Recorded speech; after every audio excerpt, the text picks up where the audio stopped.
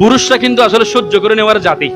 পুরুষ এমন একটা জাতি যে নিজের জন্য আগে কাপড় কিনে না, তার স্ত্রীর জন্য কিনে ফেলে। নিজের জন্য কাপড় কিনে না, গত বছরের যে কাপড়টা আছে সেটা স্ত্রী দিয়ে ভালো করে ধুয়ে তখন কি করে ফেলে, এই বছরে ঈদটা করে ফেলে। কিন্তু এই দুঃখ দুর্দশাটা, এই ঘরের সংসারের অবস্থাটা আমার অনেক অসতর্কবান মা বোনেরা বুঝে না।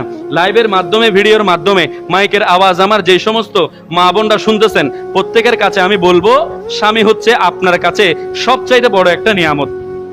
আর যে সমস্ত কন্যা সন্তানরা আছে তাদের কাছে বাবা হলো সবচাইতে বড় নিয়ামত। কোন একটা ঈদের কাপড় কেনাটা কোনো ফরজ? পুরুষ হলো এমন একটা জাতি, তার নিজের কোনো বাজেট রাখে না, কিন্তু পরিবারের জন্য বাজেট করে ফেলে।